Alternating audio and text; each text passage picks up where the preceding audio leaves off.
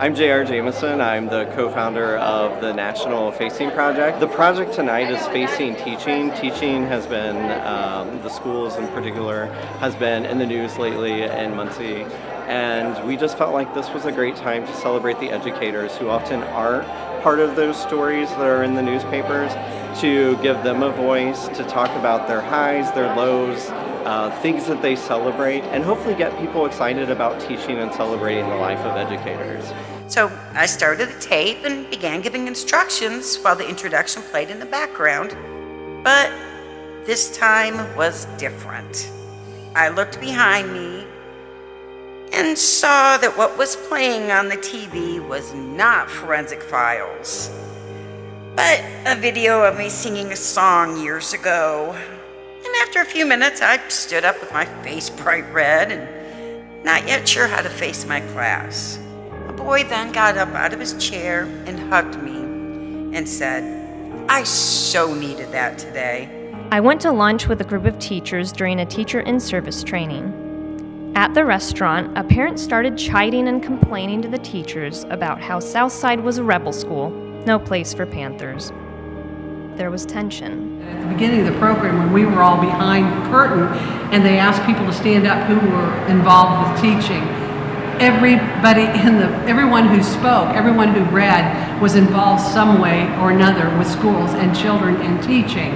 And I think that kind of shows us that we all have investment in the teaching community, in the school community. What is the Medicaid card doing up on the screen?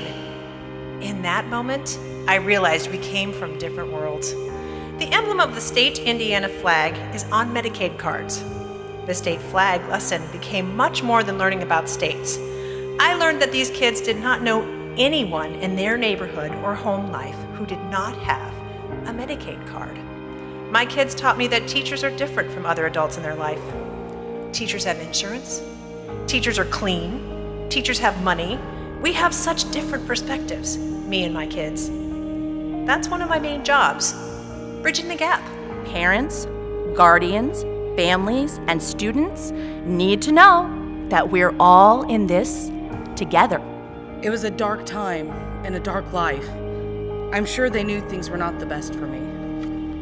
But they didn't really know. They didn't know about my learning disabilities. Mr. Jones changed it all. It's like he knew I needed him, and he took everything people at school thought they knew, turned it upside down.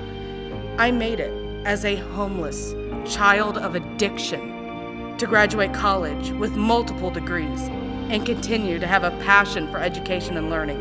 In terms of this actual project, I was really moved by the teachers' stories. I'm a former teacher, and I thought I was initially a little worried because of the press surrounding public education in Muncie that we were going to get a lot of downer stories. And it just really moved me to see that we didn't have that problem. Teachers here still love their jobs and they still love their students. Applaud their successes, applaud their failures, because more can be learned from the act of failing than succeeding.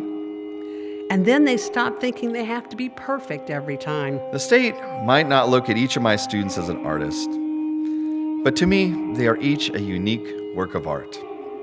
To me, they are each a Picasso.